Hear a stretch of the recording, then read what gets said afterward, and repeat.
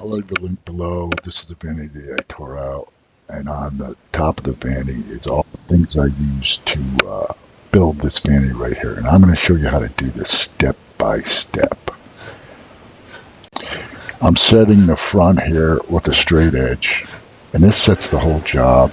You keep it nice and straight. That's why I got this edge on here. And you put these bullnose pieces on front.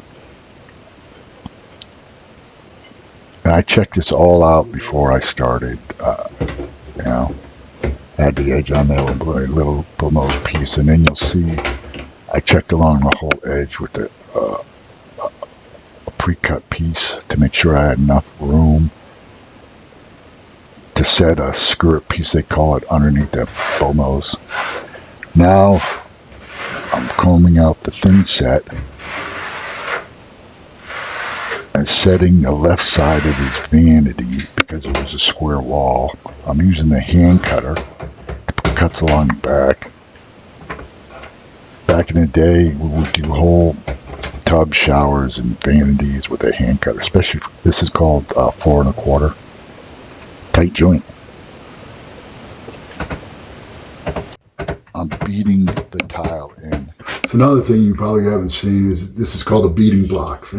I'm using a red wax pencil, and it's on a device that's attached to my collar that when I let it go, it retracts, so it's always up there. I can pull it down and mark stuff. They're excellent for doing anything. The pencil's always there, because I used to keep it behind my ear, but that was a pain. And what I'm doing right now is called biting the tile with biters, or they say nipping. I like biting. And as you watch me do this, it's not a fancy tool, but it takes practice and patience to master this tool. While you're watching me, I flip the tool over, because one side cuts a big chunk out, the other side is more for detail. When I want to go for a big chunk of tile, I use the one side, boom, like that, see, cuts off a lot. And then when I want more detail, then I flip it over the other side. Using these it makes it easier. Back in the day, we used to use just hand cutters and biters to do most of the work for the tile. Of course, we had our saw, but you're inside the house and kept the saws outside, so it's quicker this way to use these tools I'm showing you. And then I'll leave a link for all of them down below. You can do all this with a saw, it just takes longer. Oh, that red wax pencil, man, that thing works good. They come in different colors, red, black, white. Because sometimes pencil won't mark tile like you want it to. But the wax pencils, they mark it. Now I'm on the saw because these cuts are more smaller. And I'll go diagonally across the saw, and then I run the blade into the mark that I got on the tile, and then I kind of scope it because it's curved. So you see I got it along the blade, along my mark. It makes it easier by cutting those reliefs in the tile to cut these curved tile. That's how you cut a curved tile. I mean, that's why you mark it. And those red, all those wax pencils stay on better than pencil marks. And here we go. Perfectly, these cuts came out perfect. And I could have bit them, but sometimes you get end up biting them. And man, it just bites off the last piece and you got to restart over. And that's how you do your sinkhole.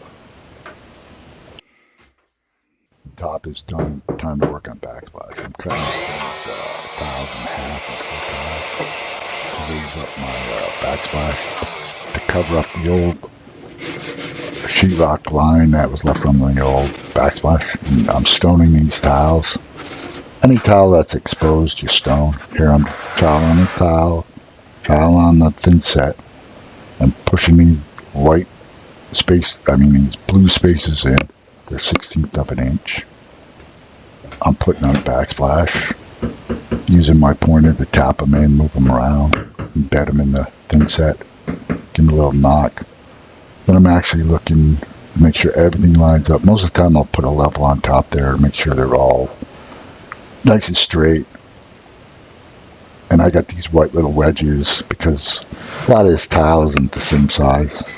So using happy medium, there's and cut, and I now may be putting on these things called pencil rounds.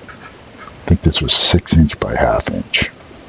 And that's why you want make sure that last row is totally straight. So when you put these things on, they go easy. You don't have to use no wedges on the tile.